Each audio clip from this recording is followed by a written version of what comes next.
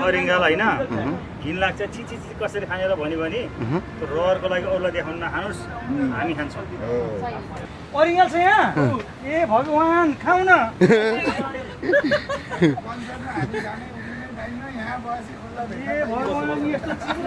मेरो बा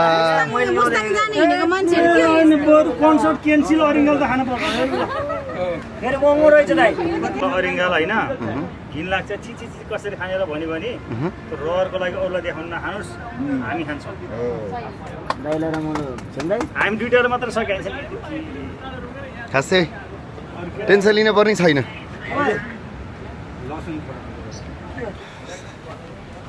त्यो हेर्नुहोस् मुस्ताङ जाने बाटोमा चाहिँ कस्तो राम्रो घर छ यहाँनिर हेलो कसलाई भेट्नुभयो हजुरहरूले दुर्गेश थापालाई भेट्नुभयो कस्तो लाग्यो दुर्गेश थापा दाईको गीत गाइदिनु न एउटा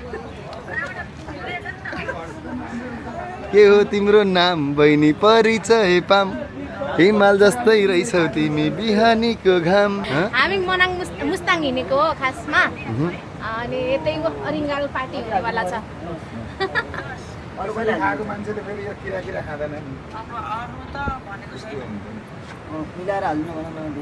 दाइ टोक्ला है एकदमै ख्याल गरेर है काकु खानु हुन्छ कि नै हजुरले यो अहिलेसम्म खानु भएको छैन खायो भने हामीलाई पुग्दैन कि खास यो खाने भनेको पापीहरू हो कुरो बुझ्नु नि तपाईँहरू धर्म मान्ने धर्ममा गर्ने धर्मात्मा हजुरहरू अब पापी भनेको दुर्गेशसम्म हो यहाँ सबभन्दा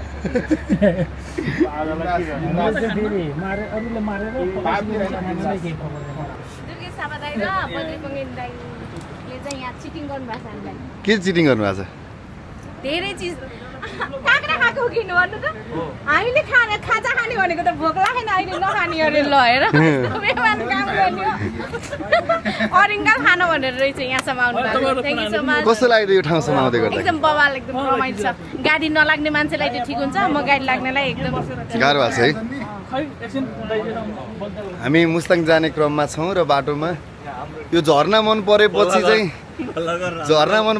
बद्री दाई अनि यसै गरी हाम्रो दुर्गेश थापा दाई दिपिकाजी हामी सबैजना भएर र यहाँ चाहिँ अरिङ्गाल भनेपछि दाईलाई फेरि साह्रै मनपर्ने दुर्गेश दाईलाई नि मनपर्ने बद्री दाईलाई पनि मनपर्ने